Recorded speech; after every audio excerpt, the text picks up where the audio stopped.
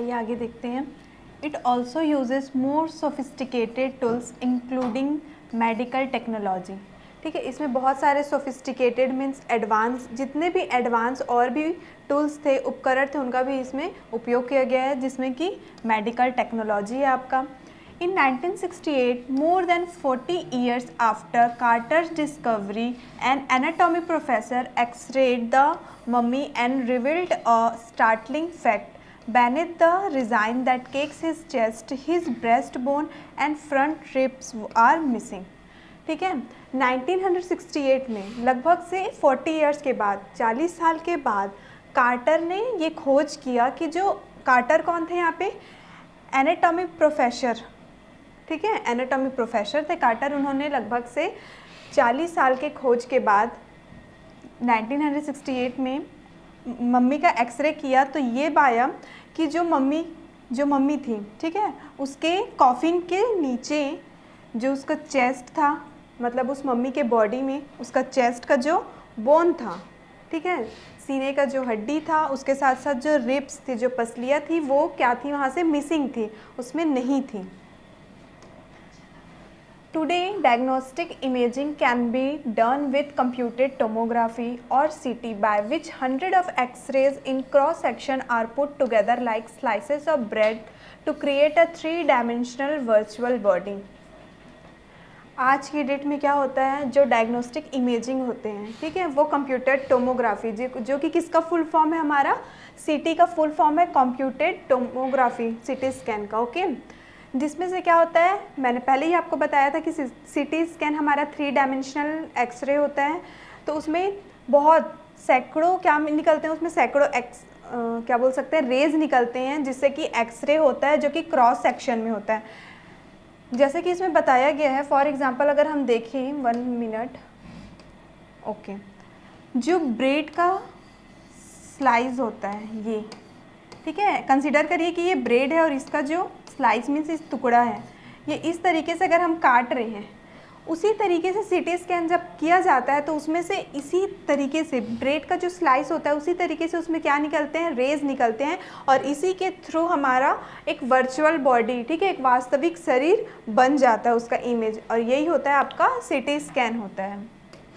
Next देखिए, what more would a CT scan revealed of Tut than the x ray.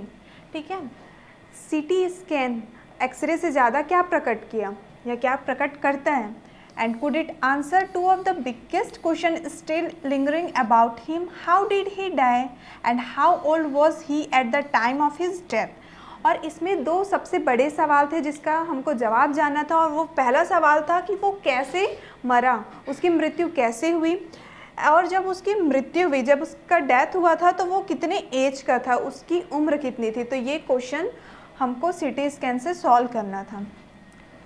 King tooths demise was a big event even bye royal standards. जो king tooth, ठीक है, जो king tooth थे, उनकी जो मृत्यु थी, उनकी जो डिवाइस थी, वो रॉयल स्टैंडर्ड मतलब राजकीय पैमाने में एक बहुत बड़ी घटना थी।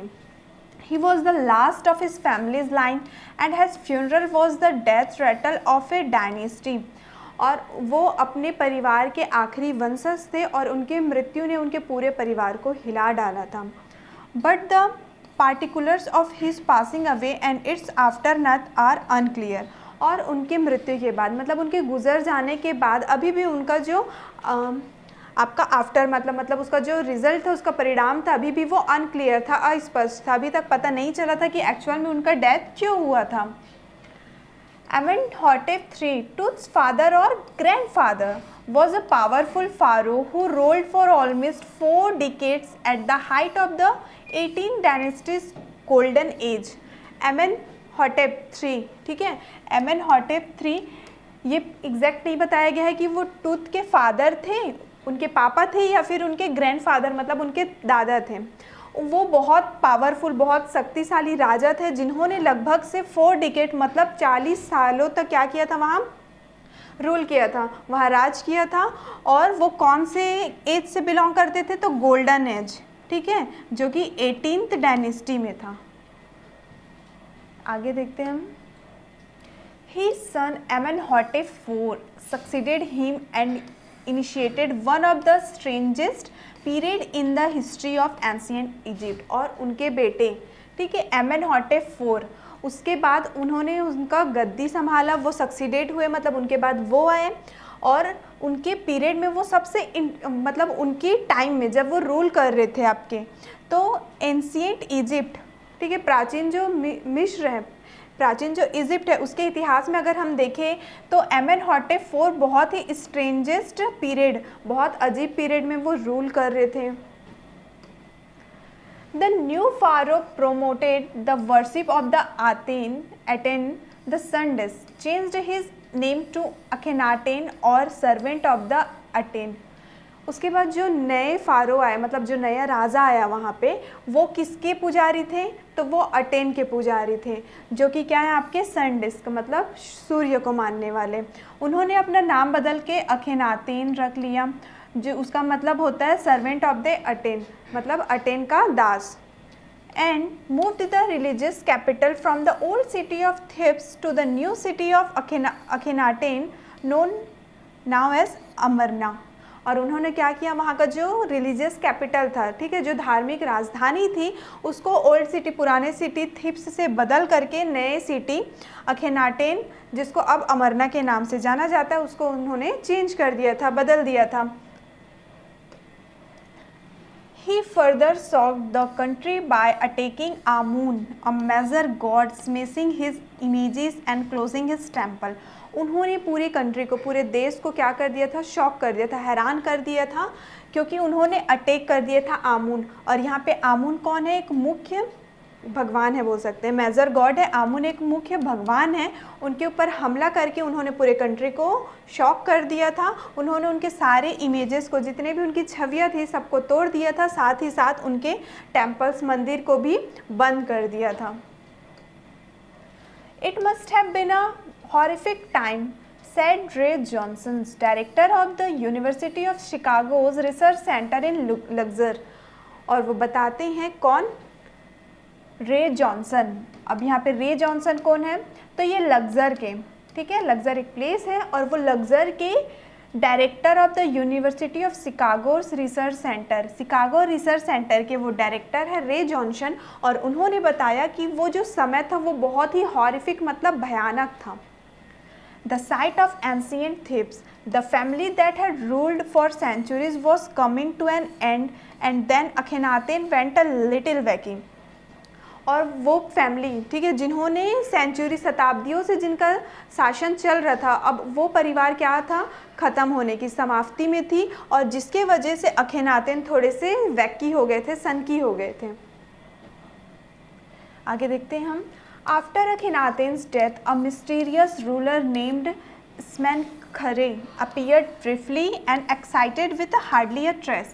अखेनातेन की डेथ के बाद, मतलब अखेनातेन की जैसे मृत्यु हुई, तो एक मिस्टीरियस रूलर, ठीक है, एक रहस्यमय शासक जिनका नाम था स्मेंखरे, वो अचानक से वहाँ सडनली आए, और अचानक से उन्होंने कुछ दिन तक या फिर कुछ महीने तक वहाँ शासन किया, और बिना किसी को बताए वहाँ से वो गायब हो गए। And then a very young Tutankhaten took the throne, King Tut as he is widely known today। और जैसे ही वो गायब हुए वहाँ से, तो उसके बाद एक बहुत युवा राजा जिनका नाम है तुतनखातेन, ठीक है, उन्होंने अपना थॉर्न लिया, मतलब अपना सिंहासन संभाला, जिनको आज लोग तुत के नाम से जानते हैं, जो हम लोग इस चैप्टर में पढ़ रहे हैं, किंग तुत। तो उनका फुल नेम यहाँ पे देखिए मेंशन है, तुतनखातेन, ठीक है। The boy king soon changed his name to Tutankhamun, living image of Amun। और उन्होंने अपना नाम बदल करके तुतनखामून रख दिया, ठीक है, तुतनखातेन से चेंज करके तुतनखामून रख दिया, और जिसका मतलब होता है लिविंग इमेज ऑफ आमून, ठीक है, आमून का जीता जागता एक छवि। And oversaw a restoration of the old ways। He reigned for about 9 years and then died unexpectedly। Okay उन्होंने क्या किया था, लगभग से 9 साल तक वहाँ उन्होंने राज किया, और उसके बाद उनकी मृत्यु हो गई थी, किंग तुत की। Regardless of his fame and the speculations about his fate, Tut is one mummy among many in Egypt। Egypt में अब हमको जैसे पता ही है कि इजिप्ट में बहुत सारे मम्मियाँ होती हैं, तो जो टूथ का मम्मी था, ठीक है, टूथ की जो मम्मी थी उसमें से वो एक थी जो कि बहुत ज़्यादा फेम थी, प्रसिद्ध थी। हाउ मैनी, तो पूछ रहे हैं कि जैसे कि अभी हमने पढ़ा कि इजिप्ट में बहुत सारी मम्मियाँ हैं, तो हाउ मैनी कितने थे? नो वन नोज, किसी को नहीं पता है। The Egyptian mummy project which began an inventory in late 2003 has recorded almost 600 so far and is still continuing। ठीक है, एक इजिप्शियन मम्मी प्रोजेक्ट के नाम से, इजिप्शियन मम्मी के नाम से एक प्रोजेक्ट चल रहा है जिसमें क्या किया गया है, 2003 के अंत में, ठीक है, 2003 के अंत में लगभग से 600 मम्मियों का उसमें एंट्री हुआ है, उसमें नोट किया गया है और अभी तक वो प्रोजेक्ट कंटिन्यू है, मतलब अभी उसमें और ऐड होते ही जा रहा है। The next phase, scanning the mummies with a portable CT machine donated by the National Geographic Society। उसके बाद जो नेक्स्ट फेज़ आता है, ठीक है, दूसरी जो अवस्था आती है वो क्या होती है, मम्मियों का स्कैनिंग करना। किसके थ्रू? सीटी मशीन के थ्रू, जिसको किसने डोनेट किया था, किसने दान किया था? तो national geography society and salmons, इन्होंने दान किया था, जो कि उसके मैन्युफैक्चरर थे, उसके निर्माता थे। King Tooth is one of the first mummies to be scanned in death as in life, moving regularly ahead of his countrymen। जो किंग टूथ की मम्मी थी वो स्कैन होने वाली पहली मम्मी थी, जैसे कि वो अपने लाइफ में भी, मतलब जब वो जिंदा थे तब भी वो पूरे कंट्रीमैन के साथ जिए थे। उसी के साथ साथ ये बताया गया है कि जब उनकी डेथ हुई, उनकी जब मम्मी बनी, तो वो उनका जो मम्मी था वो पहला मम्मी था जिसका स्कैनिंग किया गया था। A CT machine scanned the mummy head to toe, creating 1700 digital X-ray images in cross section। जो CT मशीन होता है, ठीक है, CT मशीन स्कैनर जो होता है उसमें हेड से लेकर के टो तक, मतलब सर से लेकर के पैर की उंगलियों तक का पूरा स्कैन होता है और उसमें से लगभग 1700 एक्सरे, मतलब रेज, क्रॉस सेक्शन में मतलब इधर उधर सब तरफ से, 3 डायमेंशनल मतलब चारों तरफ से, उसमें से लगभग 1700 एक्सरे निकलते हैं और इस तरीके से इसमें स्कैन होता है। Tooths head scanned in 0.62 millimeter slices to register its intricate structures, takes on every detail in the resulting image। Tooth का जो हेड था वो कैसे स्कैन हुआ? 0.62 मिलीमीटर स्लाइसेस में, ठीक है, 0.62। अब सोच सकते हैं कि वो कितना पतला होगा ऐसा टुकड़ा, उनका जब सर का स्कैन किया गया था, तो इस तरीके से स्लाइसेस में, टुकड़ों में उनका हेड का स्कैनिंग हुआ था और जो उनका स्ट्रक्चर बना, ठीक है, उनकी जो संरचना बनी थी वो बहुत ही ज़्यादा इंट्रिकेट थी, ठीक है, जटिल थी बहुत, और उसका जो विवरण था, ठीक है, वो बहुत ही ईरी था, मतलब भयानक विवरण था, और उनका जो रिजल्टिंग इमेज था वो बहुत ही ज़्यादा भयानक दिख रहा था दिखने में। With tooths entire body similarly recorded, और जिस तरीके से उनको सर को क्या किया गया था, स्कैन किया था, उसी तरीके से उनके पूरे बॉडी को, पूरे शरीर को भी क्या किया गया था, इसी प्रोसेस से स्कैनिंग की गई थी। A team of specialist in radiology, अब इसको ध्यान से देखिएगा, forensic and anatomy began to probe the secrets that the winged goddess of a gilded burial shrine protected for us so long। अब उसके बाद आगे बताया जा रहा है कि इस सब चीज़ को करने के लिए एक टीम स्पेशलिस्ट, जो टीम विशेष उसी काम को करते हैं, तो उसमें कौन कौन आया था उस टीम में? एक रेडियोलॉजी, एक फॉरेंसिक्स और एनाटॉमी। अब रेडियोलॉजी क्या होते हैं? तो रेडियोलॉजी वो होते हैं जो एक्सरे की स्टडीज़ करते हैं, फॉरेंसिक्स वो होते हैं जो क्राइम को इन्वेस्टिगेट करते हैं, एनाटॉमी वो होते हैं जो हमारे बॉडी स्ट्रक्चर के बारे में स्टडी करते हैं। तो ये जो स्पेशलिस्ट लोग की टीम थी ये भी वहाँ आई हुई थी और वो ये पता कर रही थी वो जो सीक्रेट जो कि winged goddess of A gilded burial shrine protected for a long, वो क्या कर रही थी वो जो किंग टूथ थे उनका जो प्रोटेक्शन कर रहा था, उनकी जो हिफाजत हो रही थी, उनकी रक्षा हो रही थी, वो एक वहाँ के लिए एक सीक्रेट था, एक रहस्य था, उसको सॉल्व करने के लिए आए थे। तो ये पता चला कि जो उनका जो प्रोटेक्शन कर रहे हैं वो एक्चुअल में कौन है? Winged goddess of A gilded burial shrine, मतलब आफ्टर डेथ, ठीक है। मरने के बाद जो गॉड होते हैं वो हैं आपके winged goddess of A gilded burial side, और यही जिनको हम ओसिरिस बोलते हैं, और ये प्रोटेक्शन कर रही थी किंग टूथ की, मतलब उनके डेथ के बाद। The night of the scan workman carried tooth from the Tom in his box. Okay, तो उस स्कैन वाले रात में अब क्या होता है, जो वर्कमैन लोग रहते हैं, जो मजदूर लोग रहते हैं, उन लोग टूथ को उनके टुम्ब से लेके, मतलब उनके मकबरे से लेकर के एक बॉक्स में ले करके जाते हैं।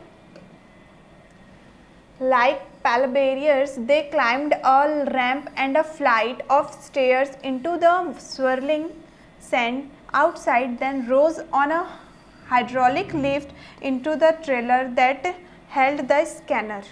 ओके, उसके बाद लाइक पॉल बेरियर्स क्या होते हैं आपके, जो मरने के बाद जो कंधा देते हैं ना, उनको हम पॉल बेरियर्स बोलते हैं। तो पॉल बेरियर्स के जैसे वो क्या करें, रैंप में, ढलान में वो चढ़े, उसके बाद वो सीढ़ी में चढ़े, उसके बाद वो जब बाहर आए तो बाहर की हवा में क्या थी, रेत थी, उन सबको क्रॉस करके वो पहुँचे एक हाइड्रोलिक लिफ्ट के बाद। अब देखते हैं इसका इमेज हमको गिवन है क्या, 1 सेकेंड।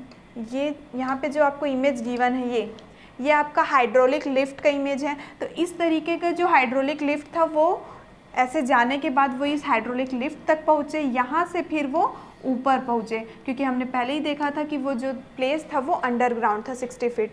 तो वो हाइड्रोलिक लिफ्ट का यूज़ करके फिर वो ऊपर पहुँचे और फाइनली वो उस स्कैनर तक फिर पहुँच गए। 20 minutes later, 2 men emerged, sprinted for an office nearby and returned with a pair of white plastic fins. 20 minute के बाद दो लोग वहाँ बहुत तेज़ी से भागते हुए आए, वहाँ के पास में जो ऑफिस था वहाँ गए, और जब वहाँ से वो रिटर्न हुए, वापस आए, तो उनके हाथों में क्या था, pair of white plastic fan. ठीक है, प्लास्टिक फैन जो कि वाइट कलर का था, उसका वो जोड़ी रखे हुए थे। The $1 million scanner had quiet because of sand in a cooler fan. और जो वो $1 million का जो वो स्कैनर था वो बंद हो गया था। क्यों? क्योंकि उसके कूलर फैन में सैंड चले गया था, रेत चले गई थी। Curse of the pharaoh joked a guard nervously, और वहाँ पे जो गार्ड खड़ा हुआ था वो जोक करते, ठीक है, हंसते हुए बोला कि ये जो फैन बंद हो गया है वो कहीं फारो का, मतलब उस राजे का अभिशाप तो नहीं है।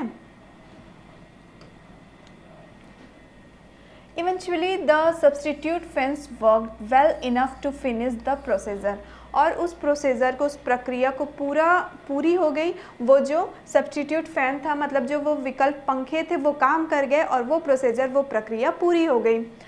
After checking that no data had been lost, the technicians turned Tooth over to the workman who carried him back to his tomb. ठीक है, ये चेक करने के बाद, ये जांच करने के बाद कि कोई भी डाटा जो है लॉस्ट नहीं हुई है, ख़त्म नहीं हुई है, वो जो टेक्नीशियंस थे उन्होंने क्या किया, वो जो टूथ था, ठीक है, टूथ थे, उनको उस वर्कमैन मजदूर को दे दिया, और उस मजदूरों ने वापस से उनको उनके टॉम्ब तक छोड़ करके आ गए। Less than 3 hours after he was removed from his coffin, the pharaoh again rested in peace where the funerary priest had led him so long ago. ठीक है, लेस देन 3 आवर्स आफ्टर, लगभग से 3 घंटे भी नहीं लगे थे। ये जो प्रोसेस था उनका, उसमें 3 घंटे से भी कम समय लगे, और फिर वो क्या कर दिए, उनको वापस से उसी कॉफिन में, उसी ताबूत में पहुंचा दिया गया था। और फिर से वो जो फारो थे, मतलब जो किंग टूथ थे, वो उसी जगह में फिर से रेस्ट करने लगे जहाँ पे उनको दफनाया गया था। जिस जगह में उनको उस पुजारी ने मरने के बाद दफनाया था, उसी जगह में वो फिर से रेस्ट मीन्स आराम करने लग गए। Back in the trailer, a technician pulled up astonishing images of Tooth on a computer screen. ठीक है, फिर से जब ट्रेलर पे आए तो जो टेक्नीशियंस थे उन्होंने टूथ का क्या लिया था, एस्टोनाइजिंग इमेजेस लिया था, मतलब आश्चर्यजनक छवियां ली थी कंप्यूटर स्क्रीन पर। A grey head took shape from a scattering of pixels and the technician spun and tilted it in every direction.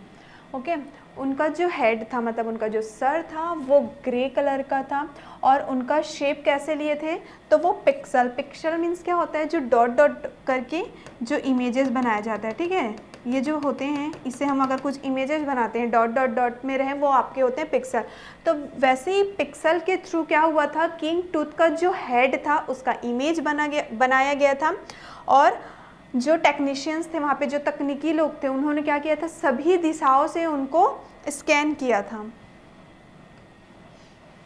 Neck vertebrae appeared as clearly as in an anatomic classes। Neck vertebrae क्या है, यहाँ पे जो हमारे गर्दन के पीछे में जो हड्डी होती है इस प्रकार की, ये होती है आपके नेक vertebrae.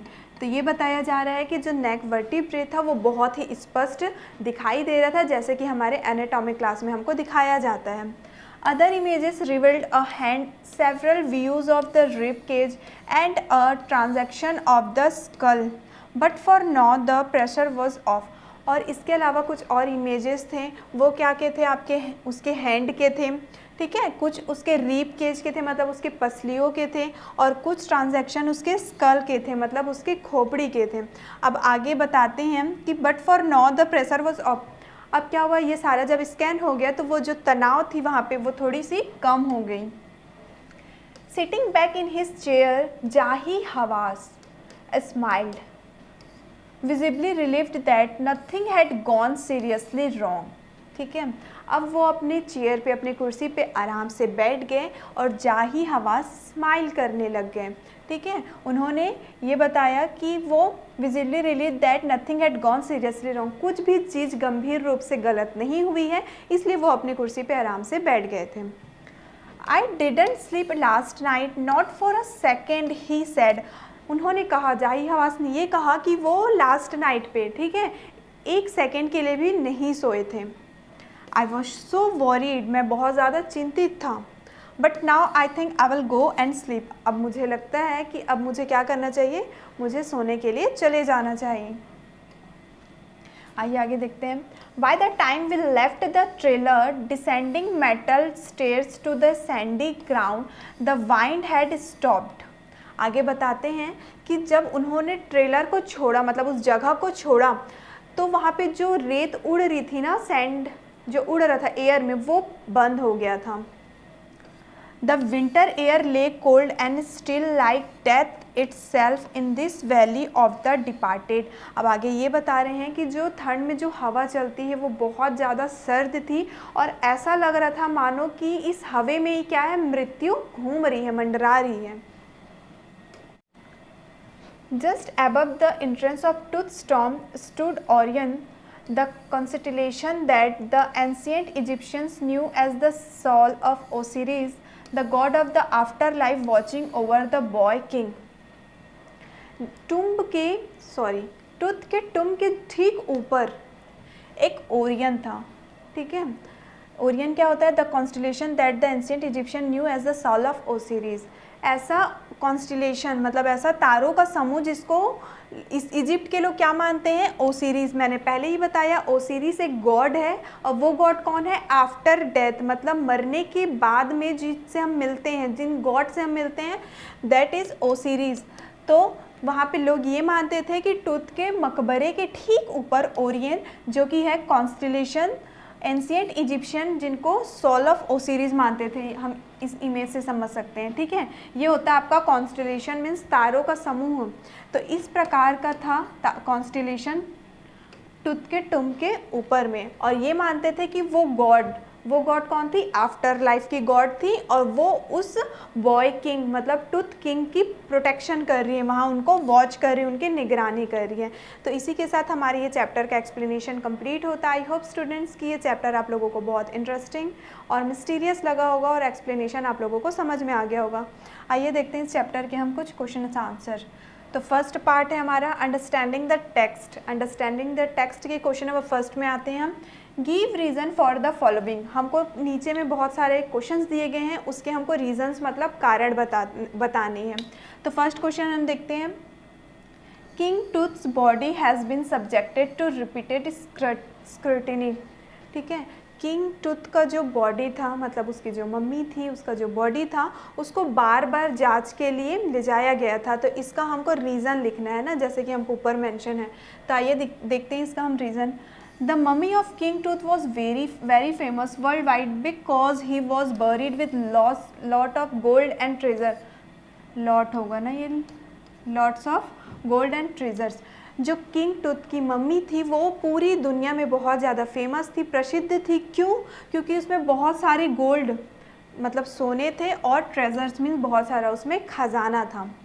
People were also curious to know the manner of his death and what was his age when he died. जितने भी लोग थे वो बहुत ज़्यादा ये जानने के लिए जिज्ञासु थे कि उनकी मृत्यु कैसे हुई थी और जब उनकी मृत्यु हुई तो उनका उम्र कितना था। Hence, King Tut's body has been subjected to repeated scrutiny।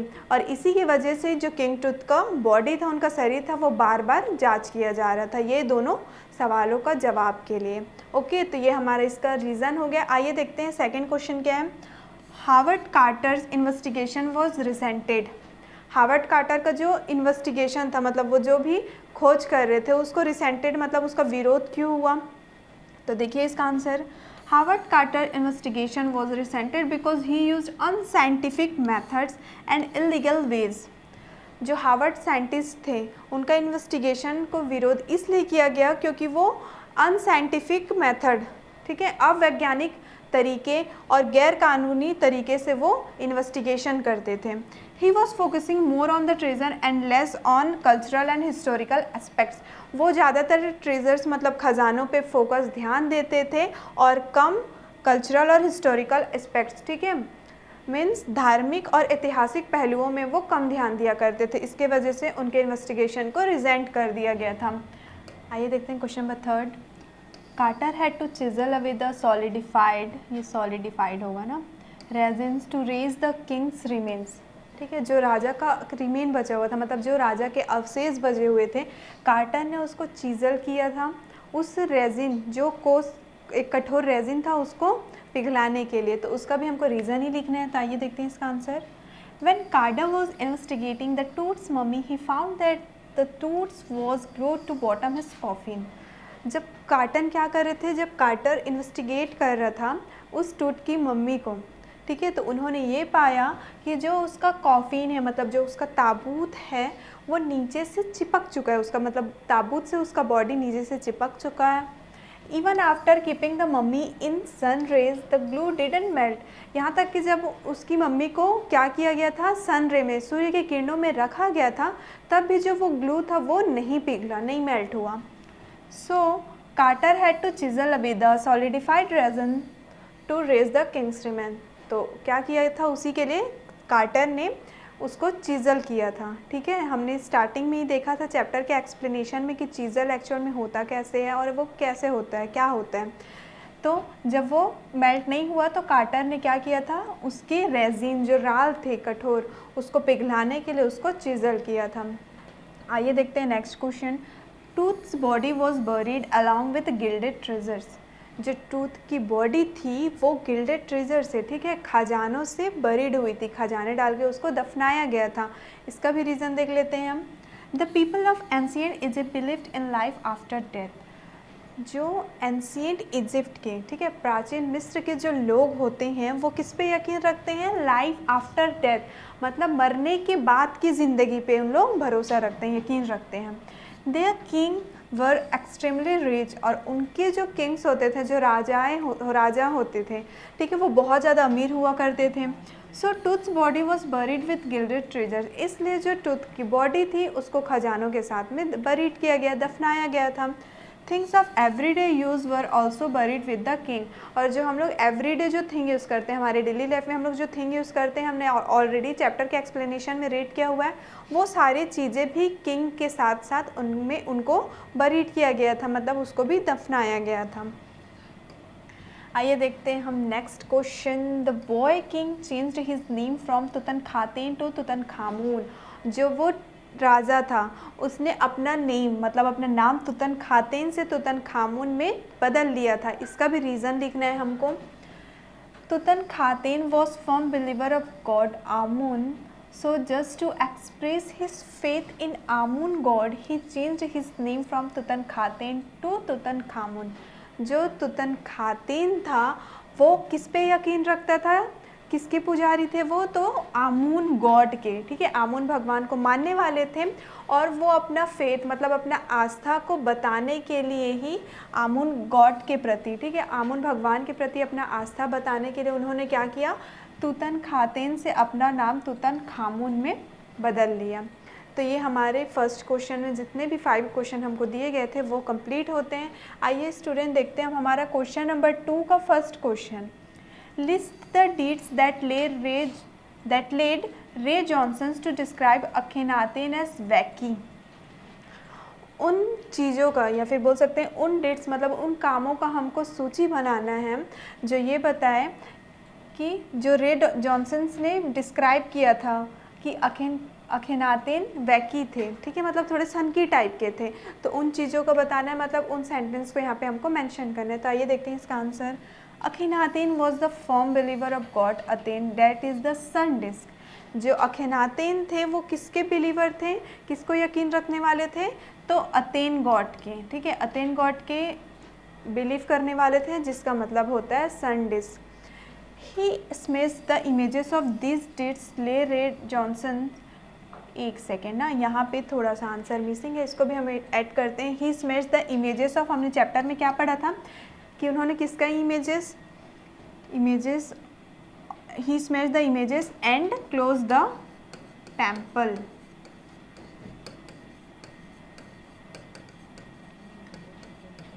Okay, he smashed the images and close the temple of this god okay, इसको आप लोग ऐड कर लीजिएगा कि उन्होंने क्या किया था, उनकी जो इमेजेस से छवियाँ उनको तोड़ दिया था और टेम्पल को भी क्लोज कर दिया गया था, बंद कर दिया गया था। और यही काम था जिसके वजह से रे जॉनसन ने ये बताया कि जो अखीनातेन हैं वो थोड़े से वैकी मतलब सन की टाइप के हैं। देखते हैं हमारा question number 2। What were the results of the CT scan. CT scan का क्या रिजल्ट था, सीटी स्कैन के क्या परिणाम थे। The result of the CT scan were quite encouraging. 1700 digital X-ray images in cross section were created. जो CT scan के results थे, जो उसके परिणाम थे, वो बहुत इंकरेज करने वाले थे, बहुत प्रोत्साहित करने वाले थे। उसमें से लगभग 1700 डिजिटल एक्सरे, ठीक है, 1700 डिजिटल एक्सरे क्रॉस सेक्शन के थ्रू क्रिएट होते थे, बनते थे। अ ग्रे ई होगा, इसका भी करेक्शन कीजिए। A grey head appeared on screen, और उसके स्क्रीन पर, ठीक है, उसके स्क्रीन पर उनका जो हेड था, उनका सर कौन से कलर में दिखाई देने लगा था, ग्रे कलर का, grey head. Neck vertebrae were quite clear. जो नेक वर्टिब्रे था, हमने ऑलरेडी देखा है कि जो गर्दन के पीछे की जो हड्डियाँ होती है वो नेक वर्टिब्रे होती है, वो बहुत ही क्लियर मतलब स्पष्ट दिख रही थी। The images of hand, rib cage and skull were equally bright. और जो और भी अदर इमेजेस थे, जैसे कि उसके हैंड, हाथों के इमेज थे, उसके पसलियों के इमेज थे, साथ ही साथ उसके जो खोपड़ी मीन्स स्कल के जो इमेजेस थे वो भी उसमें नज़र आ रहे थे। This reveal that nothing had gone seriously wrong with tooths body. और ये सब चीज़ों ने ये प्रकट किया कि जो टूथ का बॉडी है, टूथ का जो शरीर है, उसके साथ कोई भी गंभीर रूप से गलत नहीं हुआ है। आइए देखते हैं हमारा next question. List the advances in technology that have improved forensic analysis. Forensic analysis को जिस चीज़ ने इम्प्रूव किया है, बेहतर बनाया है, उसका हमको यहाँ पे लिस्ट बनाना है, उस टेक्नोलॉजी का, उस तकनीक का हमको सूची बनाना है। तो आइए देखते हैं इसका आंसर। First word is capital. Technology that have improved forensic analysis are, वो टेक्नोलॉजी, वो तकनीक जिन्होंने फॉरेंसिक एनालिसिस को और भी ज़्यादा इम्प्रूव किया है, बेहतर बनाया है, वो है x ray, ultrasound, CT scan, postmortem, autopsy and biopsy. तो ये उसके लिस्ट हैं, तो इसको अभी आप लोग नोट कर लीजिए, क्योंकि फर्दर हम ये देखेंगे कि ये एक्चुअल में होते क्या हैं, क्योंकि हमको आगे क्वेश्चंस में ये गिवन है, तो उस क्वेश्चन में हम इसको डील कर लेंगे। नेक्स्ट क्वेश्चन देखिए। Explain the statement king Tut is one of the first mummies to be scan in death as in life. ये जो हमको सेंटेंस दिया गया है उसको हमको एक्सप्लेन करना है, ठीक है, कि जो किंग टूथ की मम्मी थी वो पहली मम्मी थी जिसको स्कैन किया गया था उसके डेथ और लाइफ में। तो आइए देखते हैं इसका answer. Tooth's mummy was first to be scanned. The only purpose was to reveal how the boy king met his untimely death. जो टूथ की मम्मी थी वो फर्स्ट मम्मी थी जिसको स्कैन किया गया है और इसको वो बताने का सिर्फ यही पर्पस है कि जो वो बॉय था, वो जो किंग था, उसका अनटाइमली, ठीक है, मतलब उसकी मरने की उम्र नहीं हुई थी फिर भी उसकी मृत्यु हो गई थी। इसी पर्पस को बताने के लिए सेंटेंस को लिखा गया है। The main aim was also to reveal truths as at the time of his death. और इसका जो मेन एम, ठीक है, मुख्य उद्देश्य ये भी था कि हम लोग ये जान सकें कि टूथ का उम्र कितना था जब उसकी मृत्यु हुई थी।